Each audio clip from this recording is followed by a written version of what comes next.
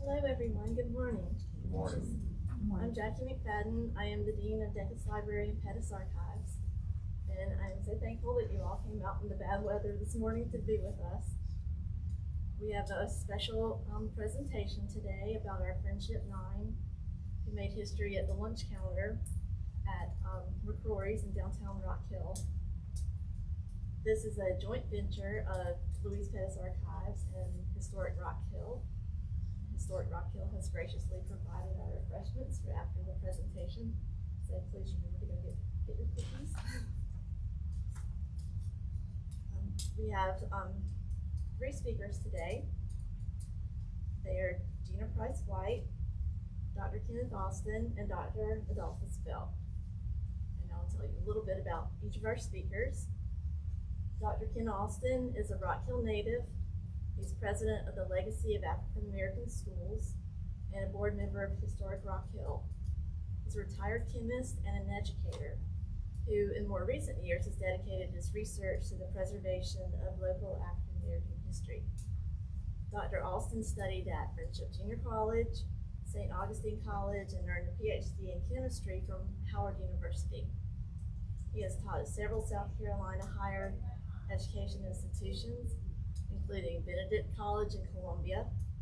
His historical preservation efforts include locating and researching the Rosenwall schools and obtaining South Carolina historical markers and preserving African American cemeteries, like Rock Hill's abandoned Lincoln Memorial Cemetery. He attended West End Elementary School in Rock Hill and is a 1969 graduate of Emmett Scott High School. Dr. Adolphus Belk is a professor of political science and director of the John C. West Forum on Politics and Policy. Dr. Belk has a PhD in government and politics from the University of Maryland, College Park, a master's in government and politics from the University of Maryland, College Park, and a bachelor's in African American Studies and Political Science from Syracuse University. He joined Winthrop University in 2003. His teaching and research interests include Black politics, race and ethnic politics, crime and mass imprisonment, social welfare policy, and hip hop.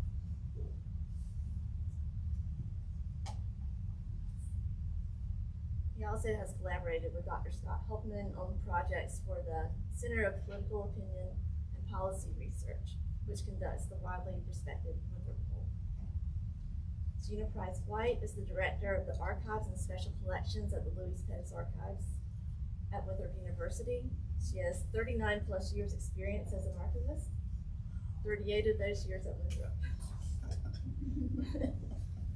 Her field of study is history, especially the colonial and revolutionary history of the Catawba region.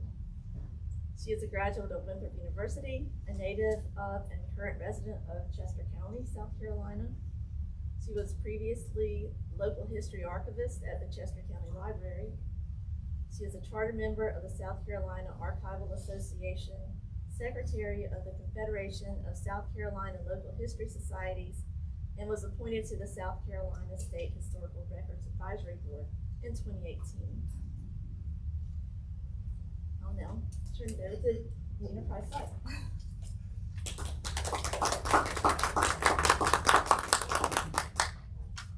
Today I'm going to tell y'all a little bit about some of the African American history sources that we have in the Louise Pettus Archives.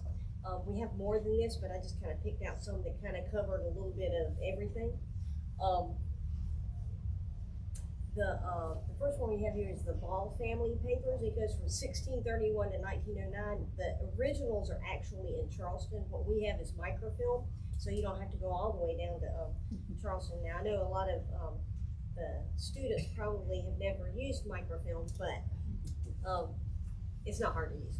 We'll let you do that one. But the Ball family was in Berkeley County, South Carolina, and they owned several plantations on the Cooper River. The material concerning African Americans would be useful for researchers looking for family history or research on the treatment of enslaved persons. The papers include names and dates of birth for enslaved people with the names of their parents, sometimes included, covering dates from the early 1700s to the mid 1800s. and lists of the sale of enslaved persons. There's also a list of medical services for the care of enslaved persons. So if that's what you're studying, that would be a good source. There are several indentures that will give insight into free blacks in the Charleston area, including one between Thomas C. Brown, who was a free black carpenter, and Benjamin Moncrief, who was a 14-year-old free black man who was whose guardian was one of the Ball family members, John Ball, and one between Joseph Taylor, a free black bricklayer in Charleston, and William Morgan, who was also under the guardianship of John Ball. The Buffalo Room Incident interview. This was on September 5th, 1989. Nelson B. Rivers III, James Gallman Sr., Reverend David Walker, William Hightower Jr., and Reverend James Jones Sr., and Charles L. White Jr. were barred admission to an establishment known as the Buffalo Room by Bruce Salter, who was the owner. The Buffalo Room was owned by Salter Enterprises and managed by Bruce Salter. The NAACP brought civil action against the corporation, challenging the defendants' actions in denying entry to the African Americans on account of their race, and the use and enjoyment of goods, services, facilities, privileges, advantages, and accommodations of the Buffalo Room, which was in North Augusta, South Carolina. This is the history of the incident and an interview with Reverend White, so this is like a transcription of that. So if you're interested in that sort of thing, that would be a good source. Calvary Episcopal Church Records, which is also on microfiche, is an Episcopal congregation founded in 1847 for free blacks and enslaved persons, and includes burials from the 19th century, confirmations and communicants, marriages. The antebellum records give data on enslaved or free status with the name of the owner often supplied. So it would be a good source for genealogical information or for what was going on in Charleston during the 19th century, before the Civil War and after the Civil War. This was from 1880. It was an article that was called "Cotton in the Coast and Upland Fields of South Carolina." It's a detailed account of the growing and processing of cotton in South Carolina. It's a very straightforward account of the different types of cotton and the methods used to turn it into wearable fabric. Much of this type of work was done by African Americans in the 1880s, and so this source would be really helpful and of interest when you're researching the work of this period by African Americans. Fellowship of the Concerned reports. This is 2 reports presented before the Fellowship of the Concerned, which was located in Atlanta, and they were a civil rights organization. One report was by Mary and Allen Wright, whose papers we also have, describing the civil rights situation in South Carolina, and the other was by Father Morris Sheen of the Oratory in Rock Hill, describing the work of the Rock Hill Council on Human Relations to better race relations in the city. The fellowship was founded in 1949 and was dissolved in 1970. And it was an organization of mostly Southern women affiliated with the Southern Regional Council and concerned with promoting civil rights.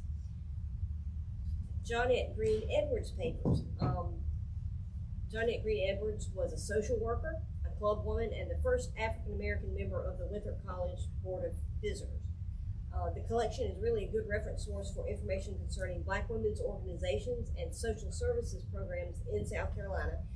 Important areas of research would include the ways Black women's organizations work to affect social and political change, and how South Carolina expanded its programs and policies about the developmentally disabled citizens of the state during her time in the department.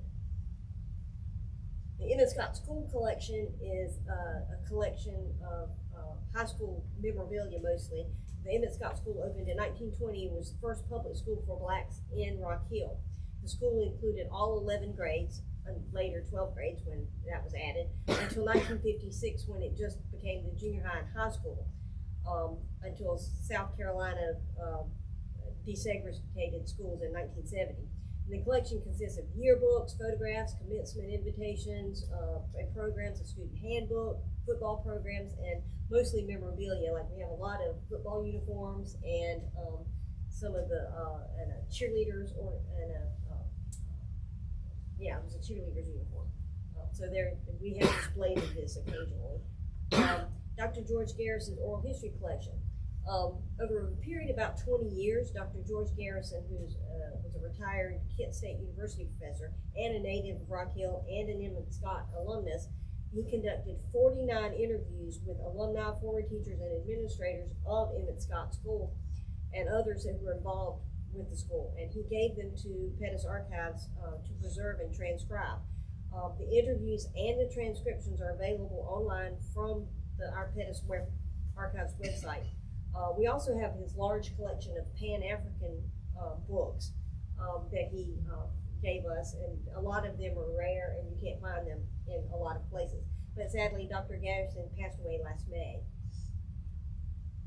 The Alfred Gilchrist architectural drawings. Alfred Gilchrist was a architect in Rock Hill from 1914 till his death in 1944, and his work comprises homes, schools, private businesses, other types of building projects. But among the more than 1,300 drawings that we have in Pettus, there's a number of African American schools, and this is a drawing of Emmett Scott School plans.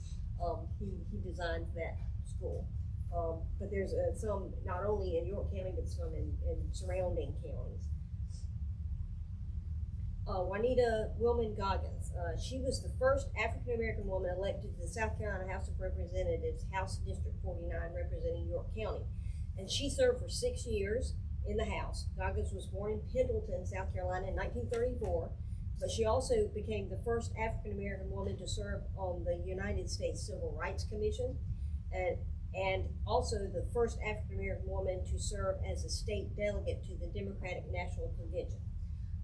She was also responsible for creating sickle cell anemia testing in all the county health departments in South Carolina, among many other accomplishments. She passed away in 2010.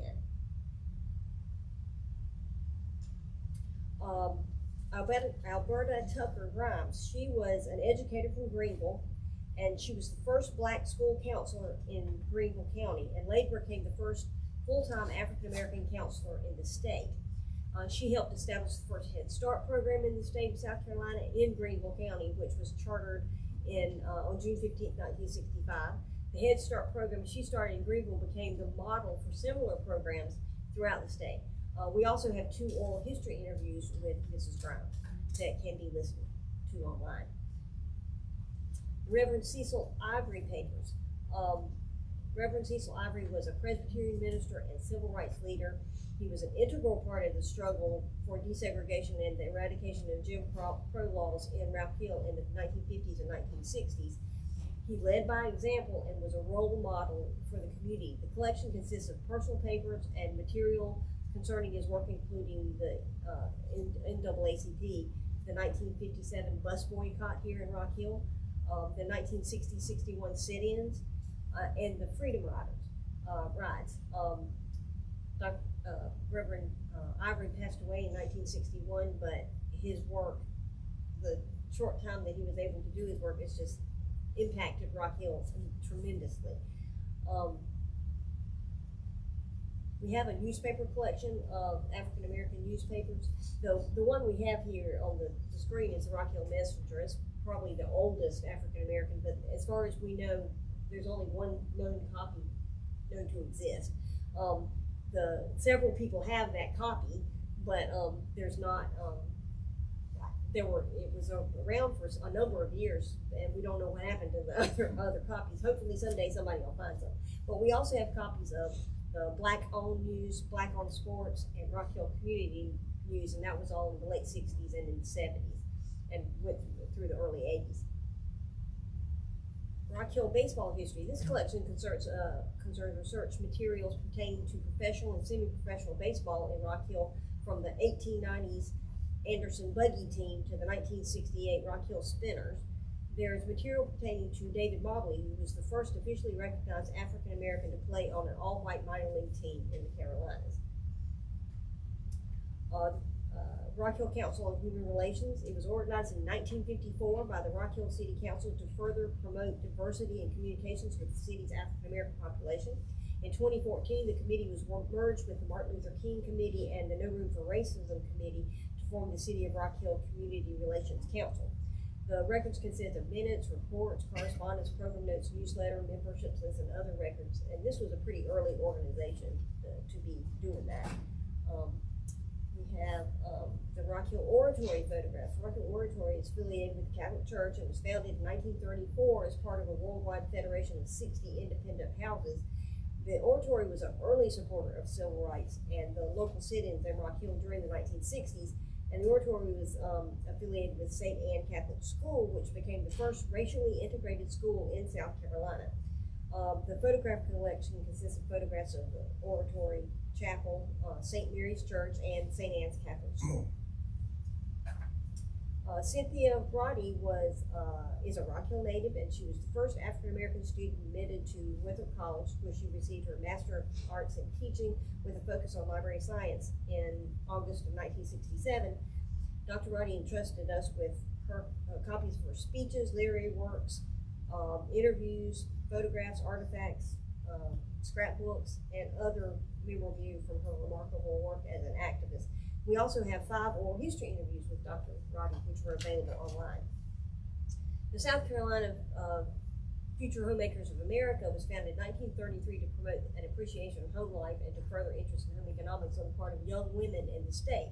The collection also, though, contains records relating to the New Homemakers Association, which was affiliated, the two organizations went together in 1965, but the New Homemakers was the African American arm of the Future Homemakers.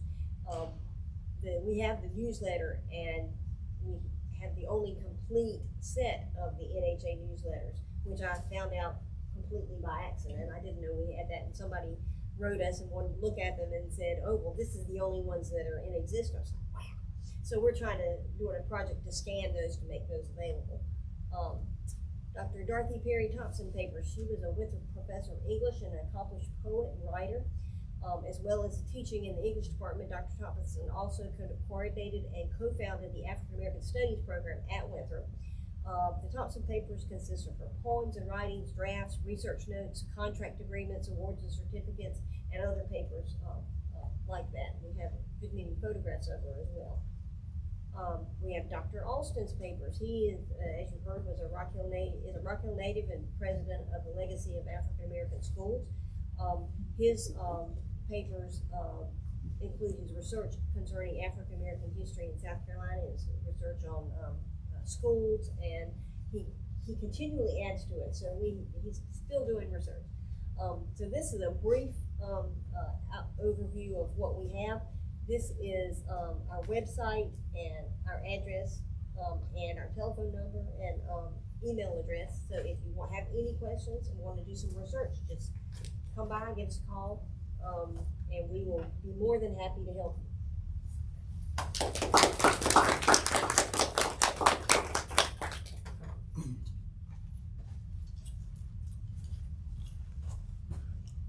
I retired teaching after about 30 years, and I have to tell you all that you had to be very brave to take one of my chemistry classes. All right, during my career, I always, I love data. I love numbers, graphs and maps and things like that, puzzles. And so I have to know when I come and make a presentation that you're going to be sure to learn at least one thing, okay? All right, so the first thing I want to know is, welcome to Black History Month at Winthrop. Now, by show of hands, how many of you all are familiar with her? You see 0. Okay, well, one person passed so far.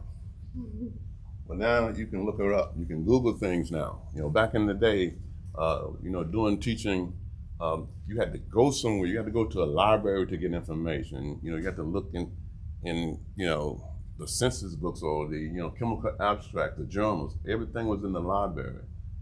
Right now, you can get an answer in a flash by just Googling her name, and there it is, okay? So, Next slide, please.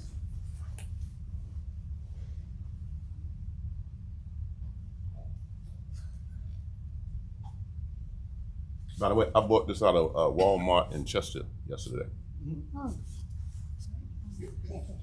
Okay, you can go to the next one. All right, now, these are questions y'all may not be able to answer at the end of my presentation, but this is being recorded, both audio and video, and it would be at Pettus Library if there's a need for you to go back and review should you want to take this course again. So, next slide. Where did the Friendship Nine come from? Well, they came out of Rosenwald schools, all right? That's something else that you can Google, Rosenwald schools. As Gina indicated, Emmett Scott was the only school where African Americans could receive a formal education from 1920 to 1925. In 1925, Alfred Gilchrist also was the architect of West End Elementary School. Back then, West End Elementary School is a Rosenwald school. There's a historical marker over there in front of Pathways. If you know where Grandview Memorial Cemetery is, Pathways, that used to be West End Elementary School. And so next slide, please. So this is Emmett Scott, building back in the day. Next slide. This is West End Elementary School. Now, this school was built in a community here in Rock Hill that was called Board Hill Community. That's where I grew up at. So we could walk to school. And back in the day, they didn't close schools with a little snow, or a little sleet, or a little rain. And when West End first opened in 1925, it went from the 1st to the 5th grade. And then later on, it expanded when they had the equalization school thing going on. When Rock Hill began to build Sunset Park, Hillcrest, Edgewood, Fairfield, that's when Emmett Scott became, the high school from 9th grade to 12th grade. So I went to West End. George Garrison went to West End. Clarence Graham went to West End, okay? And next slide. So you got a picture of Clarence and James Well came out of Emmett Scott in 1959. Next slide. Robert McCullough, he went to West End. He, however, grew up on the Black Street side, down by Mount Prospect on Black Street, or in that lot, down by where the post office is. And the 5 gentlemen at the top, they probably went to West End, but I don't know about their community because some of them lived in the country. Now, back in the day, Board Hill wasn't in the city limits when I grew up. Now, any of y'all know anything about country living? Huh? Okay, next slide. This is Thomas Gaither. You're gonna learn a lot about him. He ended up being a botany professor at Slippery Rock University. And I don't have any information on Charles Taylor. He was an athlete at Friendship Junior College. And when it came time, he was a part of the sit-in, but he was not a part of the JL Nobel because I believe his scholarship was threatened. And so he paid his fine and kept living well. So now I'm gonna turn it over to Dr. Blake.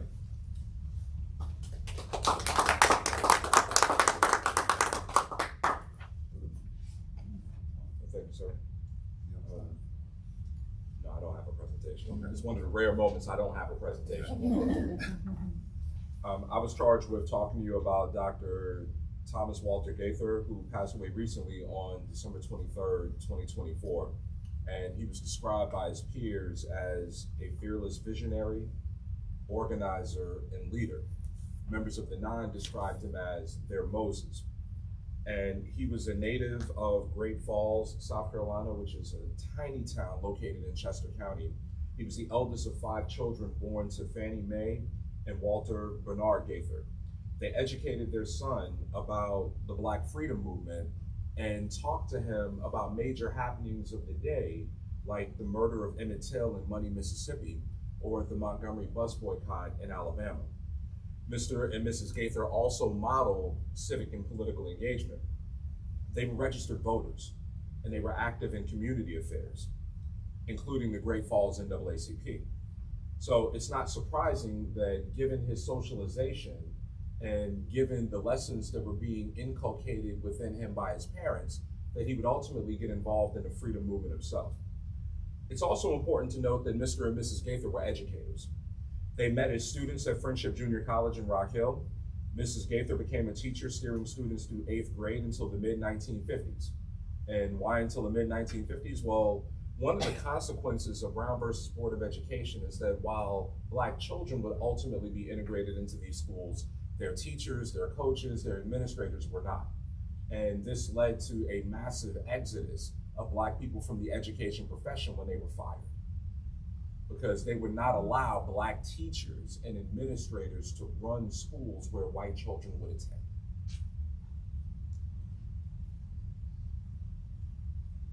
Mr. Gaither was also an educator until he was fired for asking white school trustees about the gap between his pay and what he was actually owed. He earned a bachelor's degree from Benedict College in Columbia, South Carolina, and became a bricklayer and mason, or title mason, after he was fired from another job for his connections to unions and union organizers. The Gaithers loved education, and they infused that into their children, impressing upon them that their only salvation was in study and trying to get out. Tom Gaither took that lesson to heart and became an outstanding student. He attended a one-room school for Black children in Great Falls that was terribly under-resourced. In describing the gross inequalities that Black students endured during the Jim Crow era, Claudia Benson noted in Stories of Struggle, the clash over civil rights in South Carolina, in high school, all Black students were required to join the New Farmers of America, organized in Tuskegee, Alabama, for Southern Black students. Gaither had no intention of becoming a farmer. He didn't want to study, quote, the needs of ducks and the needs of pigs, unquote. He wanted a biology course. He wanted recent Algebra 1 and Algebra 2 textbooks and a true mathematics teacher. Instead, he got out-of-date books that contradicted each other and a busy principal trying to fit in math classes into his administrative schedule. When we talk about Jim Crow, oftentimes students learn about things like water for chocolate and separate water fountains and entrances and those things. Those things were done to belittle and demean people, to develop within them a sense of hopelessness and helplessness so that they wouldn't fight back against these systems of inequality.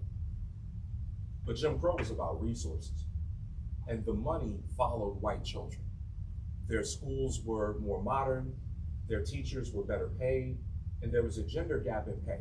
So white men made more than white women, Black men made more than Black women educators, but the racial gap was much wider when we talk about compensation. School districts also spend more money per pupil educating Black children as compared to their white counterparts. And so when Gaither is talking about receiving these hand-me-downs as a young school student, that was common practice across the state and across the region. And so he said that you ended up training yourself as a student. And he did so and became the valedictorian of his class. After high school, he enrolled in Claflin College, where he would graduate in 1960. And it was there that he would grow into the person that would become a leader in the Black freedom movement of the 1960s. He was a student leader on campus at Claflin. He was president of the college's student body his senior year, and he also served as president of the NAACP Youth Council during both his junior and senior year of college. Yet it was under the influence of James T. Nooker McCain, who was a field corps director, and Reverend Glenn E. Smiley, a white Methodist preacher and pacifist, that Gaither gravitated toward the Congress of Racial Equality. McCain and Smiley tutored Gaither in the philosophy and tactics of nonviolent direct action. He also independently studied Gandhi, his commitment to civil disobedience, and his refusal to submit to injustice. And it was Gandhi's philosophy that appealed to Gaither. Gaither decided that nonviolence offered a high moral plane that opposition couldn't begin to understand. He recognized something even segregationists commented on as jeering whites assaulted stoic sit-in participants. Quote, "You became a threat to the system when you sat down to order a Coke or a hamburger, when a nice, well-dressed, polite young person shows up for a hamburger and you won't serve them. It says something about you, not about the person wanting to be recognized as a human being." He also recognized that nonviolent direct action was neither a simple nor easy path, and that training was required. Gaither became a Corps field secretary in the summer of 1960, and he continued to study the philosophy and methodology of nonviolent direct action, including the core rules for action, which demanded that activists fully commit to nonviolence, submit to assault, and not retaliate in either kind, act, or word. Gaither's work with CORE took him across South Carolina. He traveled from Rock Hill to Sumter to Orangeburg, and Gaither promoted picketing, coached a sit-in campaign in Rock Hill, and helped students at South Carolina and Claflin found a joint CORE chapter that would be led by Napoleon Giles and someone that you may have heard of, James Clyburn, who served as their vice president. The Jail No Bail campaign, for which they are famous and at the time were infamous, was absolutely essential to the student sit-in movement. It's often noted that the student sit-in movement began on February 1 in 1960 in Greensboro, North Carolina. But the student sit-in movement actually started a couple of years earlier in Wichita, Kansas in 1958. But stories about students confronting racial segregation and discrimination in the Deep South was sexier than in the Midwest in a place like Wichita, Kansas. I know about the Wichita movement because one of my mentors in graduate school was a man named Dr. Ronald Walters. He did that with his cousin growing up in Wichita. But the movement was losing steam after picking up in 1960 at North Carolina A&T State University because it was depleting resources. You engage in this activity, you pay a fine, and it's either coming out of your pocket or your family or your organization, and you have the unintended consequence of giving money to a system that you're trying to dismantle. So the Jail No Bail campaign was absolutely revolutionary, and it did something to bring media attention back to the struggle while also putting pressure on the state and the communities that were maintaining segregation. In communities like Rock Hill, local businesses were refusing to integrate despite the sit-ins, and the local news was no longer covering the demonstrations. Gaither was 22 years old in 1961, the oldest of the members of the Friendship Nine and the only member of the Nine that was not a Rock Hill native. And it was he that introduced a new tactic. So at the sit-in at the McCrory at the McCrory Five and Dine store in Rock Hill, which is now the Counter restaurant downtown, Black students were led by Gaither. They were dragged off their stools by police officers, but this time, instead of paying the fine, and it was $100, they chose to go to jail. They were convicted of trespassing and sentenced to 30 days hard labor at the York County Prison Farm. I want someone to look it up. Get a cost of living or a CPI calculator. The Bureau of Labor Statistics has one. You can pull it up on your mobile device. And I want you to do a calculation for $100 in January of 1961 and see what that translates into in January of 2025. Because $100 for many Americans is still a significant sum, but I want you to understand that dollar amount in today's money. So you can get a CPI calculator, nice little device, $100 in January 1961. What does that translate into in January of 2025? And if someone gets the answer, you can let us know, and I know the answer. You give me the money. $1,005. How much? Like about $1,005. It's over $1,000 today. A substantial sum of money.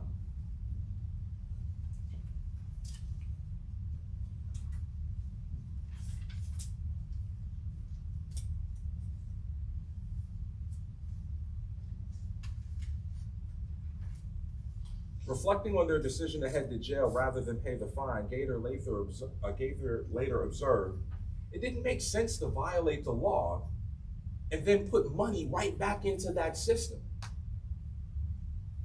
Instead, you're putting the burden on the local government to house you, to feed you, and to deal with all the attention that comes with it. Because you have these, and by the way, like they did this demonstration, they go into the restaurant and they're snatched out in like 15 seconds. They're snatched out, arrested, 15 seconds. And, you know, sentenced to hard labor. They are in here with the general population as college students. So they're in here with people who are convicted of violent crimes. And one of the stories that they told in describing their time in prison was that someone stood up before all these inmates and said to them, "We know who these young men are. We know why they're here. And if anyone does anything to them, they have a problem with me." And so people left them alone. There was a group of their supporters who were their classmates at Friendship College known as the City Girls, not those City Girls, these City Girls. And they continued to support them during their incarceration by visiting the jail. Because people also wanted to keep an eye on them to make sure that nothing crazy happened. Because crazy things did happen to people who were incarcerated. The Rock Hill campaign attracted national media attention. And more important, the Friendship Nine gained support from other organizers across the South. Charles Sherrod was an activist in Georgia. He came to Rock Hill to support the Nine. Diane Nash was an activist and student leader in Tennessee. She came to Rock Hill to support the Nine, as did Ruby Doris Smith, who was a leader in the Student Nonviolent Coordinating Committee. In an interview in 2001 with the Rock Hill Herald, commenting on the objectives of the freedom movement, Gaither said, "The nonviolent protest movement was an attempt to give those who were for segregation a way out of the bias and prejudice that imprisoned them. We were not then or ever acting against whites. We were for equality for Black people. What we did had a major impact on how protesters, while staying nonviolent, could work for change. And America did change." He was described as a roving activist during his time with CORE. And in addition to his work in South Carolina, he made stops in Arizona, California, and Kentucky before returning to the East Coast and working as a scout for the Freedom Rides, going to the places that they were going to be deboarding and noting the location of entrances and exits in those things. Gaither later endorsed the idea of revitalizing the Council of Federated Organizations, believing that a united front was the only way to effectively advance the Black freedom struggle. He collaborated with organizers like Medgar Evers and Bob Moses on this endeavor. And in doing so, they created a statewide network of local voter registration groups with the support of SNCC, CORE, the NAACP, and the SCLC. He wrote a letter that was found like maybe 60 years after the fact in some papers that are now part of a collection at the University of South Carolina. And in that letter, he said that ugly, distasteful, and irrational attitudes as displayed here in South Carolina and all over the Confederate South are suppressing justice and the glowing opportunity for America to become again the leader of the world. He wrote this letter. This letter was dated on February 23rd, 1961, when they were still at the York County Prison Facility. He said that the goal for the nation, that our ultimate choice as a nation, is desegregation or disintegration. For 60 years, that letter was on a yellow piece of paper in a box at the South Carolina Library. And it offered some insight into what they were doing during the demonstration and what he was thinking about as they were doing it. Gaither would emphasize that students staging sit-ins at lunch counters are not striving to make national headlines in the newspaper. So while the media coverage was important for making these focusing events to draw attention to the struggle, the most important thing was to achieve the objectives of the struggle. He said that they weren't trying to put any store out of business, but they were trying to save a lost nation. And that jail no bail strategy, implemented first here in Rock Hill, ended up going national. So people like Charles Sherrod took it back to Georgia, Diane Nash took it back to Tennessee, and it began to influence and continue on. King took that strategy to Birmingham in 1963 with the Children's Campaign, where many adults did not participate in demonstrations because they were fearful of the consequences. They could be ostracized in business, they could have their credit cut off, be fired from their jobs, evicted from their homes.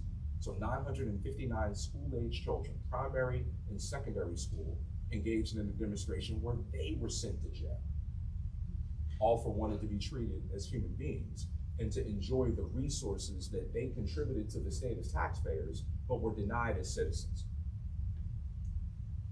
After the movement, Gaither continued his education, and he earned a master's degree at Atlanta University, now known as Clark Atlanta University in Georgia, and a doctoral degree at the University of Iowa. What's interesting is that during that time, you had these segregation scholarships, where under Jim Crow, they had this really awkward interpretation of the 14th Amendment. And they said that the 14th Amendment did not offer you integration, it offered you equal access. And so you could maintain racially segregated institutions so long as they were more or less equal.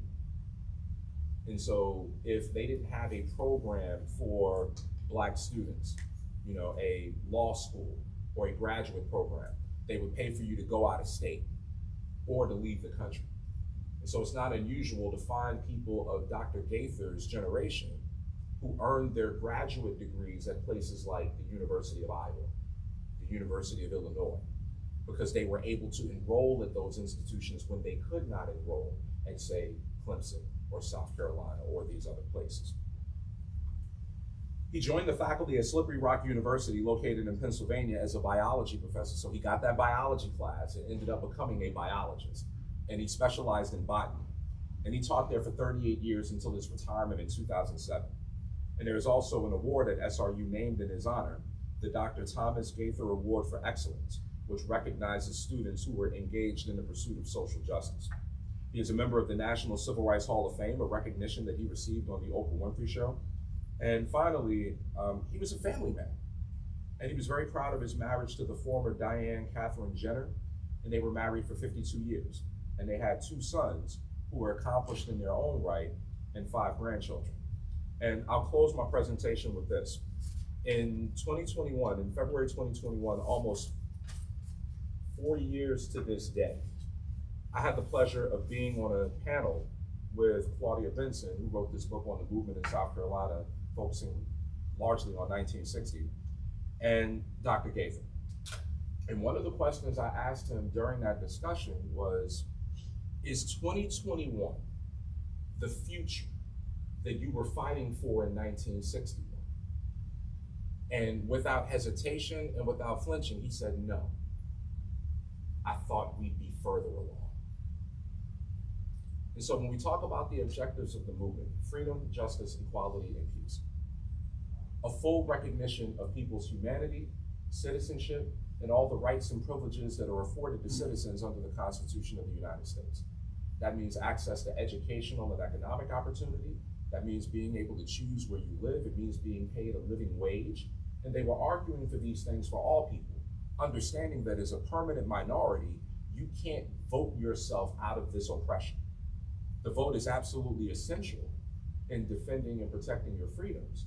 But if your goals are going to be met, you have to convince others that what you want is what they should want, but not for your reasons, but their own.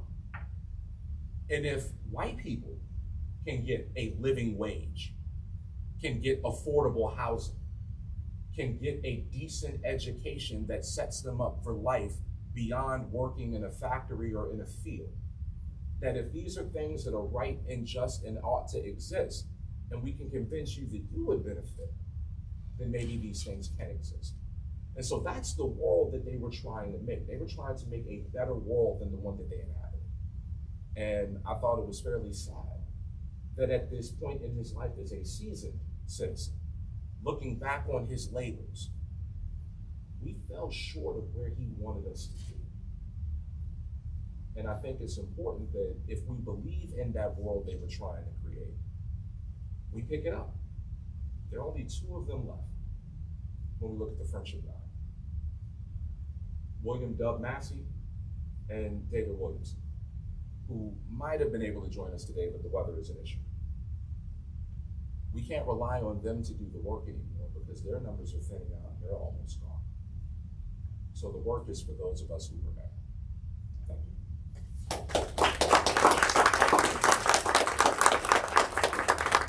So to finish my conversation about living in the country out of the city limits, well, you didn't have running water in the house. They had what's called an outhouse. Okay, and then some outhouses were more fancy than other outhouses. Some outhouses only had one seat, some had two. Two people could be sitting there using the bathroom at the same time. You can't do that now. Okay. Next slide. So where are they now? Next slide. Okay, as Dr. Blake just pointed out, there are only two left.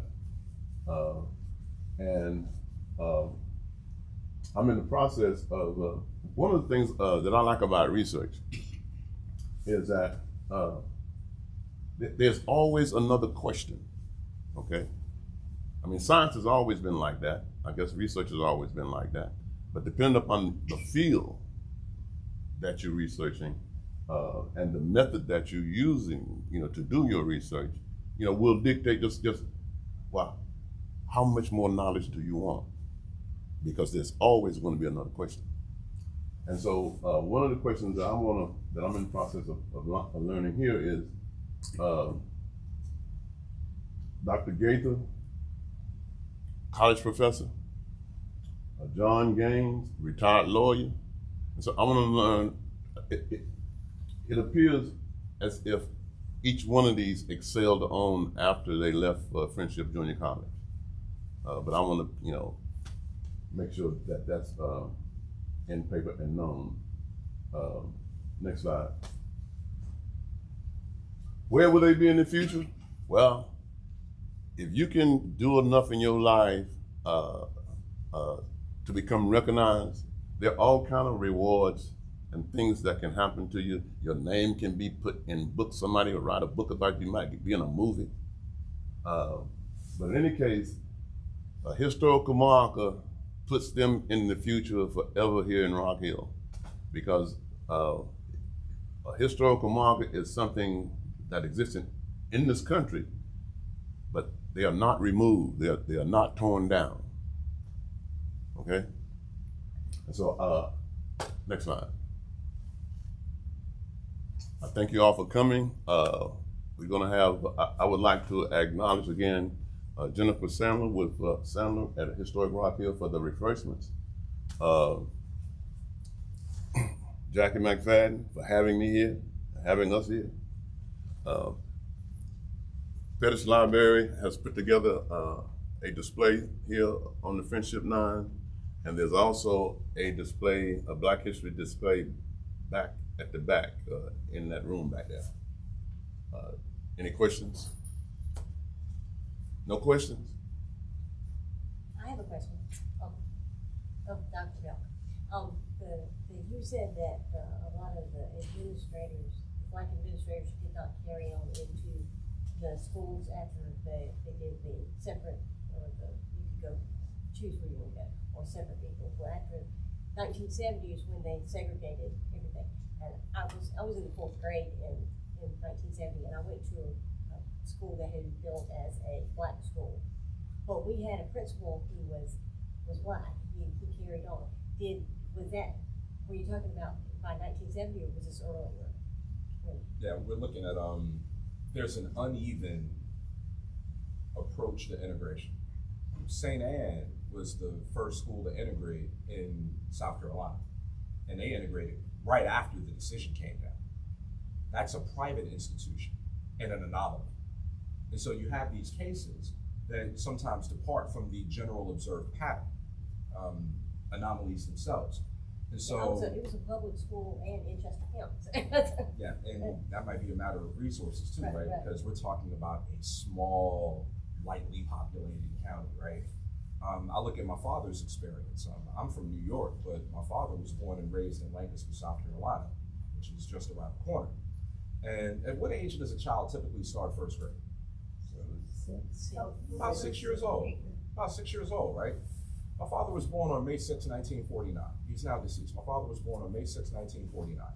When the Brown versus Board decision was handed down on May 17, 1954, he had been 5 for about almost 2 weeks, which meant that my father was born at the right time to be part of that first generation of students that integrated public schools in South Carolina. My father graduated high school in 1967 from the Bar Street High School. And one of his proudest moments from that time in high school was that his basketball team, they won a state championship in 1966. So my father was an athlete. He played basketball, football, and track and field. Bar Street was the black school in Lancaster. And so 13 years after the court's decision, there's still segregation across the entire state of South Carolina. And James Burns, who has a building named after him on his campus, at the end, he advocated for equal educational resources for black and white schools as a way to maintain segregation. That, well, if we meet the letter of the law, then we can keep this, because he recognized that the ship was sinking. So when I think about the experiences of black students, it was a really difficult thing to be the first to go to these schools where people were hostile to your very existence. And for a lot of black educators and administrators, they ended up leaving the profession. Last comment. Education is one of those professions that tends to be generational. People go into the family business. I think about one of my friends in this area, one of our family's best friends. She's an educator. It's a black woman. She's an educator. Her mother, a retired educator. Her grandmother was an educator. And having that line through Jim Crow is rare. And so when you eliminate a generation of educators, it's not just for that time. You disrupted the pursuit of that profession for a much longer time. And so black people are today not as represented in education as they should be, because these things tend to be generational. Folk go into the family business, and the family ended up being put out of the business. I have a question, Dr. Belk, about the scholarships to other institutions that you mentioned that Dr. Gaither perhaps benefited from. What was that experience like if they didn't have a program, let's say at Clemson? Was it easy to, did you get to pick where you went, or was it just for the So folks would pick where they went, right? I think about somebody like Dr. Mac Jones. If you follow sports and things, you might have heard of Bomani Jones, who's former ESPN, does a podcast with Wave Sports and Entertainment. That's his youngest child. Dr. Mac Jones was is a native of Louisiana, attended Southern University for undergraduate school, and got kicked out of Southern because he was involved in civil rights demonstrations. So he got kicked out of a black college as a young black man for being involved in civil rights demonstrations.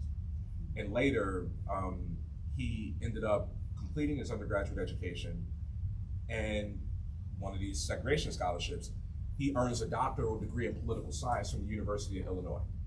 And he chose the University of Illinois because he had never visited the place. He'd never been to Illinois, never been to Urbana-Champaign, none of that. He chose the place because there were 2 other black political scientists who were brothers that had attended and graduated from that program at Illinois. And so he concluded that if this was a place that they could go attend and finish, that it'd probably be a good place for him. And this helps you understand how people got to some of these places, right? I think about a woman like Jewel Lamar Prestige, who was the first African-American woman to earn a PhD in political science. She finished that degree at like age 22. at the University of Iowa. And this was a woman from Louisiana. And so people went north in pursuit of those opportunities when they were denied. But, and this is even after the Supreme Court in 1938 said you can't do that anymore. But there still weren't opportunities for people to pursue those graduate programs in their states of origin. And sometimes you're just picking places based on, okay, how many Black people do they have and do they finish the program?